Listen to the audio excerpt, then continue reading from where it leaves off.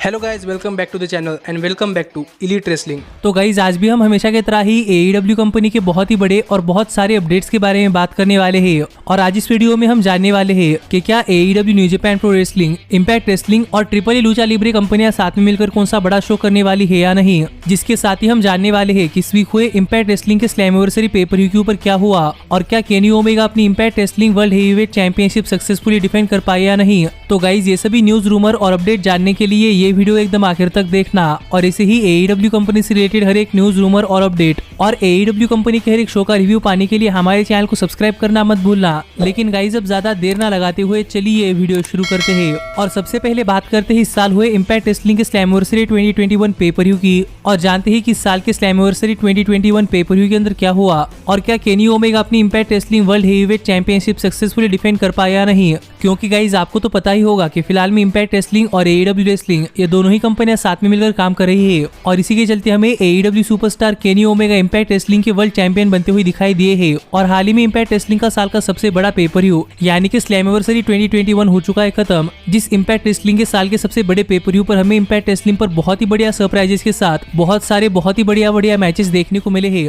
और यहाँ पर इम्पैक्ट रेसलिंग के स्लैमवर्सरी पेपर व्यू के बारे में बात करती हूँ, हमें ज्यादा डिटेल में नहीं जाने वाला। मैं यहाँ पर आपको सिर्फ स्लैमवर्सरी 2021 पेपर व्यू पर हुए मैचेस, वो मैचेस कैसे रहे और उस मैच की रिजल्ट्स बताने वाला हूँ। और हाँ, पिक्स की क्वालिटी थोड़ी लो है इसलिए सॉरी। लेकिन जहाँ तक बात है इम्पैक्ट रेसलिंग के स्लैमवर्सरी 2021 पेपर व्यू की, तो गाइज इम्पैक्ट रेसलिंग का स्लैमवर्सरी 2021 पेपर व्यू इम्पैक्ट रेसलिंग के एक्स डिवीजन चैंपियनशिप मैच से शुरू हुआ, जहां पर फिलहाल के एक्स डिवीजन चैंपियन यानी कि जॉश अलेक्जेंडर अपनी X division championship Petey Williams, Trey Miguel, Ace Austin, Chris Bey और रोहित राजू के अगेंस्ट डिफेंड कर रहे थे। और ये एक एक्स डिवीजन चैंपियनशिप मैच था जो कि इम्पैक्ट रेसलिंग की खुद की डिवीजन है। और हमें शुरुआत से इम्पैक्ट रेसलिंग के एक्स डिवीजन के मैचेस बहुत ही बढ़िया मैचेस देखने को मिलते हैं और इम्पैक्ट रेसलिंग के अंदर एक्स डिवीजन चैंपियनशिप के मैचेस बहुत ही बढ़िया मैचेस होते हैं। और यहाँ पर इम्पैक्ट रेसलिंग ने यही ट्रेडिशन कंटिन्यू किया है क्योंकि ये मैच भी एक बहुत ही बढ़िया मैच था जिस मैच के अंदर हमें बहुत सारे सरप्राइजिंग मूव्स देखने को मिले हैं। पर एक बहुत ही बढ़िया मैच के बाद अगर यहाँ पर हम बात करें इस मैच के विनर की, तो गाइस फाइनली जब क्रिस बे और जॉश अलेक्जेंडर इस मैच में लटकते हुए इम्पैक्ट रेसलिंग के एक्स डिवीजन चैंपियनशिप के लिए एक दूसरे से लड़ रहे थे, तब जॉश अलेक्जेंडर ने क्रिस बे के ऊपर अटैक किया और क्रिस बे यहाँ से नीचे गिर गए, जिससे कि जॉश अलेक्जेंडर ने ये मैच जीत लिया है और जॉश अलेक्जेंडर ने अपनी इम्पैक्ट रेसलिंग की X division championship successfully retain कर ली है। लेकिन इसके बाद हमें आगे शो पर इम्पैक्ट रेसलिंग की तरफ से एक mixed gender tag team match देखने को मिला, जहां पर ब्रायन मायर्स और टनील डैशवुड मिलकर मैट कार्डोना और उनके सरप्राइज पार्टनर को फेस करने वाले थे। और आपको तो पता ही होगा कि ब्रायन मायर्स कोई और नहीं बल्कि former WWE superstar Curt Hawkins है और टनील डैशवुड कोई और नहीं बल्कि फॉर्मर WWE सुपरस्टार एमा है और मैट कार्डोना भी former WWE superstar Zack Ryder है। लेकिन जहां तक बात है जैक राइडर की इस मैच में पार्टनर की, तो गाइस इस मैच में जैक राइडर के पार्टनर कोई और नहीं बल्कि जैक राइडर की वाइफ और फियांसे और हाल ही में WWE से रिलीज हुई सुपरस्टार चेल्सी ग्रीन थी, जिन्होंने WWE से रिलीज होने के बाद उनका नॉन कम्पीट लॉस खत्म होने के बाद अब इम्पैक्ट रेसलिंग में अपना रिटर्न कर लिया है। और स्लैमवर्सरी 2021 पेपर व्यू में इम्पैक्ट रेसलिंग पर डेब्यू करने के बाद चेल्सी ग्रीन ने ब्रायन मायर्स और टनील डैशवुड के अगेंस्ट एक बहुत ही बढ़िया मैच दिया है, जिस मैच में भी चेल्सी ग्रीन ने अपने लेफ्ट हाथ पर एक प्लास्टर पहना हुआ था क्योंकि माना कि चेल्सी ग्रीन का नॉन कम्पीट लॉस खत्म हो चुका है, लेकिन अभी चेल्सी ग्रीन अपनी इंजरी से पूरी तरीके से रिकवर नहीं हुई। पर जहां तक बात है इस मैच की, तो गाइस ये मैच भी एक बहुत ही बढ़िया मैच था, जिस मैच के आखिर में चेल्सी ग्रीन ने टनील डैशवुड के ऊपर एक लो ब्लो लगाया, जो विमेंस रेसलिंग के अंदर देखने के लिए थोड़ी फॉर ऑकवर्ड सी चीज है क्योंकि ज्यादातर विमेंस रेसलिंग में लो ब्लो नहीं होते। लेकिन इस मैच के आखिर में चेल्सी ग्रीन ने टनील डैशवुड के ऊपर एक लो ब्लो लगाया और इसके बाद टनील डैशवुड के ऊपर अपना फिनिशर लगाकर टनील डैशवुड को पिन कर चेल्सी ग्रीन ने अपनी टीम के लिए ये मैच जीत लिया है। और ऐसे ही चेल्सी ग्रीन ने इम्पैक्ट रेसलिंग में अपना रिटर्निंग मैच तो जीता ही, पर ये जीत भी अपने फियांसे मैट कार्डोना के साथ सेलिब्रेट की। पर इसके बाद हमें स्लैमवर्सरी पेपर व्यू के ऊपर डब्ल्यू मॉरिसी का मैच एडी एडवर्ड्स के खिलाफ देखने को मिला और डब्ल्यू मॉरिसी कोई और नहीं बल्कि फॉर्मर WWE सुपरस्टार बिग कैस है, जिन्होंने इम्पैक्ट रेसलिंग में अपना डेब्यू कर लिया है। और हाल फिलहाल में इम्पैक्ट रेसलिंग के स्लैमवर्सरी 2021 पेपर व्यू के ऊपर डब्ल्यू मॉरिसी का मैच एडी एडवर्ड्स के अगेंस्ट हुआ है, जो मैच एक बहुत ही बढ़िया मैच तो नहीं लेकिन एक देखने लायक मैच था। और फाइनली इस मैच में डब्ल्यू मॉरिसी ने एडी एडवर्ड्स को हरा दिया है। लेकिन इसके बाद हमें इम्पैक्ट रेसलिंग के स्लैमवर्सरी 2021 पेपर व्यू पर महाबली शेरा और उनके पार्टनर रेफरी से झगड़ते हुए दिखाई दिए, और वो इसलिए क्योंकि महाबली शेरा और उनके टैग टीम पार्टनर को स्लैमवर्सरी 2021 पेपर व्यू पर कोई मैच नहीं मिला था।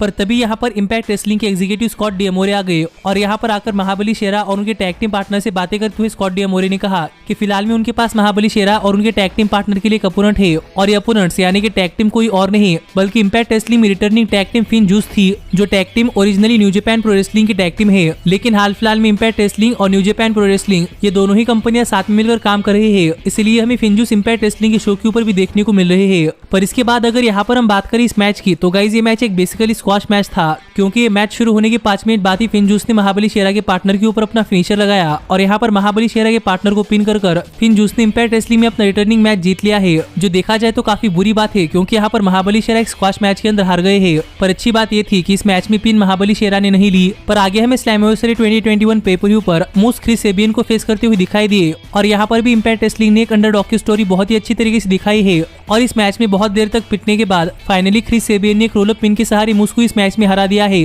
जो काफी सरप्राइजिंग और शॉकिंग रिजल्ट था। पर इसके बाद हमें स्लैमवर्सरी 2021 पेपर पर vacant impact world tag team championships के लिए एक फैटल 4-वे टैग टीम मैच देखने को मिला, जिस मैच में एक टीम फालाबा और टीजेपी की थी। पर टीजेपी किसी रीजन के चलते स्लैमवर्सरी पेपर के ऊपर नहीं आ पाए, तो इसीलिए टीजेपी की रिप्लेसमेंट बताते हुए फालाबा ने बताया कि टीजेपी की रिप्लेसमेंट कोई और नहीं बल्कि नो वे होजे होने वाले हैं। जिसके बाद यहाँ पर नो वे होजे ने इंपैक्ट रेसलिंग में अपना डेब्यू किया और हमें vacant impact Wrestling world tag team championships के लिए एक फैटल 4-वे टैग टीम मैच देखने को मिला, जो मैच फिर एक बार एक काफी बढ़िया मैच था। और इस मैच के आखिर में गुड ब्रदर्स ने अपने अपोनेंट के ऊपर अपना फिनिशर मैजिक किलर लगाया और यहाँ पर अपने अपोनेंट को पिन कर गुड ब्रदर्स ने ये मैच जीत लिया है और गुड ब्रदर्स बन चुके हैं brand new impact Wrestling world tag team champions, जो देखा जाए तो काफी सरप्राइजिंग रिजल्ट था। पर अब गुड ब्रदर्स बन चुके हैं 2 time impact Wrestling world tag team champions. लेकिन इसके बाद हमें इंपैक्ट रेसलिंग के शो के ऊपर इंपैक्ट रेसलिंग की विमेंस नॉकआउट चैंपियन यानी कि women's world heavyweight champion Deonna Purrazzo अपनी इंपैक्ट रेसलिंग विमेंस चैंपियनशिप एक मिस्ट्री अपोनेंट के अगेंस्ट डिफेंड करती हुई दिखाई दी। और गाइस, ये मिस्ट्री अपोनेंट कोई और नहीं बल्कि इंपैक्ट रेसलिंग में डेब्यूइंग सुपरस्टार और करंटली AEW कंपनी के ऊपर काम करने वाली सुपरस्टार थंडर रोजा थी, जिन्होंने इंपैक्ट रेसलिंग के स्लैमवर्सरी 2021 पेपर में अपना डेब्यू किया। और इस मैच में थंडर रोजा ने डियाना पुराजो को उनके इंपैक्ट वर्ल्ड चैंपियनशिप मैच के लिए चैलेंज किया था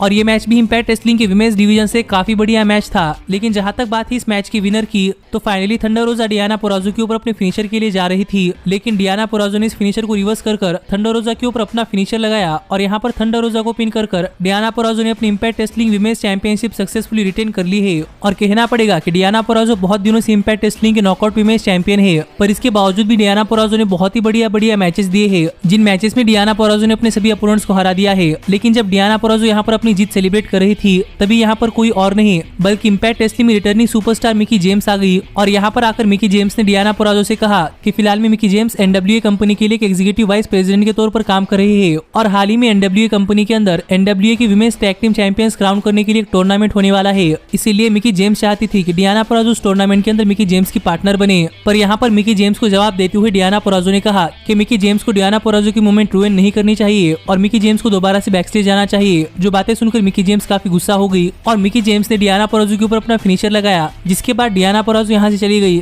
और हाँ गाइस, मैं आपको एक बात बताना भूल गया कि माना कि इंपैक्ट रेसलिंग के स्लैमवर्सरी 2021 पेपर पर करीब 100 भी फैंस नहीं थे, लेकिन यहाँ पर फैंस हर एक चीज के अंदर काफी इन्वेस्ट होकर रिएक्शन दे रहे थे, जो देखने के लिए काफी अच्छा लग रहा था और यहाँ पर फैंस शो का हर एक बिट एंजॉय कर रहे थे। पर इसके बाद फाइनली टाइम हो चुका था इंपैक्ट रेसलिंग के स्लैमवर्सरी 2021 पेपर के मेन इवेंट का, जहाँ पर इंपैक्ट रेसलिंग के world heavyweight champion Kenny Omega अपनी Impact Wrestling world championship challenger Sami Callihan के अगेंस्ट डिफेंड कर रहे थे। और अगर यहाँ पर हम बात करें इस मैच की, तो गाइस ये मैच स्टार्ट होने से पहले ही सैमी कैलियन ने केनी ओमेगा के ऊपर अटैक कर दिया और यहाँ पर सैमी कैलियन इस मैच के अंदर केनी ओमेगा के ऊपर बहुत सारे डिफरेंट वेपन से अटैक करते हुए दिखाई दिए, जैसे कि सैमी कैलियन ने पिज्जा कटर से केनी ओमेगा के ऊपर अटैक किया, जिसके बाद केनी ओमेगा बस्टेड ओपन हो गए और तो और सैमी कैलियन ने एक टेबल के थ्रू केनी ओमेगा के ऊपर एक पाइल ड्राइवर भी लगाया, जिसके बाद एक बार्ब वायर में रैप की हुई स्टील चेयर के ऊपर सैमी कैलियन ने केनी ओमेगा को एक टूमस्टोन पाइल ड्राइवर लगाया, जो इस मैच के बहुत ही एक्सट्रीम मोमेंट्स थे। लेकिन इसके बावजूद भी केनी ओमेगा मैच में बार किक आउट कर देते थे और फाइनली अपना कमबैक कर केनी ओमेगा ने भी सैमी कैलियन के ऊपर अटैक करते हुए एक फोर्क का इस्तेमाल किया, जो देखा जाए तो काफी ब्रूटल लग रहा था। पर इस सब के बाद फाइनली जब सैमी कैलियन ये मैच जीतने के काफी करीब पहुंच रहे थे,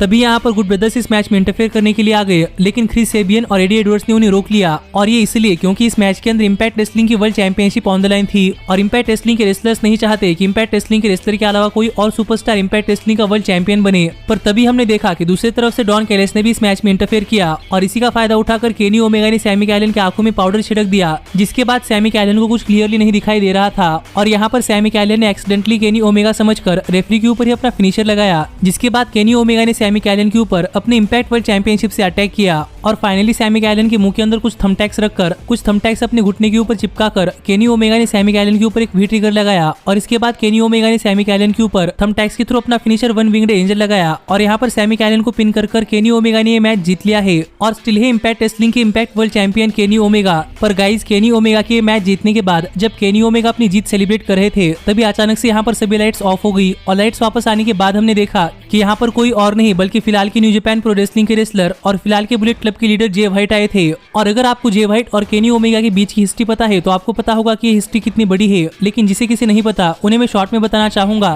कि जब Kenny Omega new Japan Pro wrestling के अंदर बुलेट क्लब फैक्शन के लीडर थे, तब केनी ओमेगा अपने बुलेट क्लब फैक्शन को एक साथ नहीं रख पा रहे थे और बुलेट क्लब में ही दो फैक्शन बन चुकी थी, जिनमें से पहली थी द एलीट और दूसरी थी द ओरिजिनल बुलेट क्लब। और यहाँ पर बुलेट क्लब के द एलीट के अंदर केनी ओमेगा, यंग बक्स, एडम हैंगमैन पेज और कोडी रोड्स थे और बुलेट क्लब के ओरिजिनल मेंबर्स के अंदर बुलेट क्लब के ओरिजिनल मेंबर्स जैसे कि बैड लक फाले और टामा टोंगा थे। और ये सब सिचुएशंस देखकर केनी ओमेगा को लग रहा था कि केनी ओमेगा को बुलेट क्लब का लीडर नहीं रहना चाहिए, जिस वजह से केनी ओमेगा ने जे व्हाइट को बुलेट क्लब ज्वाइन करने का ऑफर रखा और जे व्हाइट ने ऑफर एक्सेप्ट तो किया, पर ये ऑफर एक्सेप्ट करने के बाद ही जे व्हाइट केनी ओमेगा के ऊपर टर्न हो गए, जो देखकर बुलेट क्लब के दोनों ही ग्रुप्स यानी कि बुलेट क्लब ओरिजिनल और द एलीट काफी ज्यादा गुस्सा थी। और इसी वजह से हमें आगे चलकर IWGP यूनाइटेड स्टेट चैंपियनशिप के लिए केनी ओमेगा और जे व्हाइट के बीच में एक मैच देखने को मिला, जो मैच जे व्हाइट जीत गए। और यहाँ पर केनी ओमेगा ने अपनी IWGP यूनाइटेड स्टेट चैंपियनशिप जे व्हाइट को हैंडओवर की, जिससे आप कह सकते हैं कि एक तरीके से केनी ओमेगा ने अपनी बुलेट क्लब की लीडरशिप जे व्हाइट के हाथों में हैंडओवर कर दी थी, क्योंकि इसके बाद जे व्हाइट बुलेट क्लब के अगले लीडर बने और द एलीट यानी कि केनी ओमेगा, यंग बक्स, एडम हैंगमैन पेज और कोडी रोड्स ये सब न्यू जापान प्रो रेसलिंग छोड़कर आगे चलकर यूनाइटेड स्टेट्स के अंदर आए,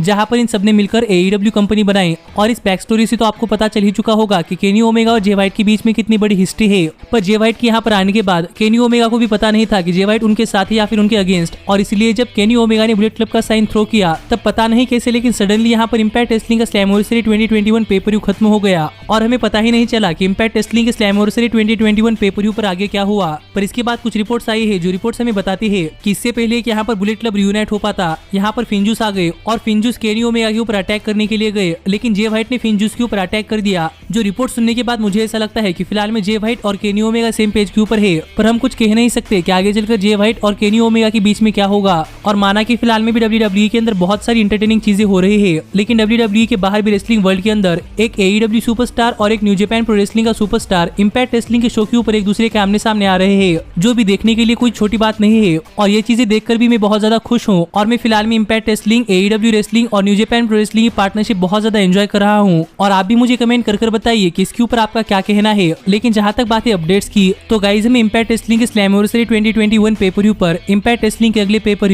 यानी कि बाउंड फॉर ग्लोरी के लिए एक हाइप वीडियो देखने को मिला, जिस हाइप वीडियो के अंदर हम देख पा रहे थे कि इम्पैक्ट रेसलिंग ने AEW wrestling, new Japan Pro wrestling और NWA रेसलिंग का लोगो इस्तेमाल किया था, जिससे यहाँ पर इम्पैक्ट रेसलिंग ये टीज कर रही है कि हमें प्रोबेबली आगे चलकर इम्पैक्ट रेसलिंग का bound for glory paper impact wrestling के रेसलर्स के साथ बहुत सारी कंपनियों के रेसलर्स होस्ट करते हुए दिखाई दे सकते हैं, यानी कि प्रोबेबली इम्पैक्ट रेसलिंग का paper impact wrestling, AEW wrestling, new Japan Pro wrestling और ट्रिपल लूचा लिब्रे ये सभी मिलकर ऑर्गेनाइज करते हुए दिखाई दे सकते हैं। और यहाँ पर स्पेशली इम्पैक्ट रेसलिंग के पेपर बाउंड फॉर ग्लोरी के लिए हम कुछ कह नहीं सकते, लेकिन गाइड शायद हिंट्स हो सकते हैं कि हमें प्रोबेबली ये चारों ही रेसलिंग कंपनियां एक साथ में मिलकर एक बहुत ही बड़ा पेपर ऑर्गेनाइज करती हुई दिखाई दे सकते हैं। और फिलहाल में इसे लेकर रेसलिंग इंडस्ट्री के अंदर काफी ज्यादा रूमर्स आ रहे हैं कि हमें ये सभी कंपनियां मिलकर एक काफी बड़ा पेपर ऑर्गेनाइज करती हुई दिखाई दे सकती है, जिसके ऊपर आपका क्या कहना है आप मुझे कमेंट कर बताइए कि क्या आप ऐसा कोई पेपर देखना चाहते हैं या नहीं, जो कि बहुत सारे अलग अलग प्रमोशन साथ में आकर बनाए। पर जहां तक बात है मेरी, तो गाइज मैं तो ऐसा पेपर देखना चाहूंगा, क्योंकि ऐसे पेपर के अंदर हमें बहुत सारे डिफरेंट मैचेस देखने को मिल सकते हैं। पर हमारे आज की वीडियो यही तक की थी और अब मैं मिलता हूँ आपसे अगली वीडियो में, पर तब तक stay healthy, stay happy and keep watching elite wrestling. Hey, did you like that video? Click the screen for more. And where do you think you're going? Check out our official merchandise page and to support the entire cast. And thanks so much for being the elite. The elite, the elite. What, Nick, you're not going to sing it all with me this time?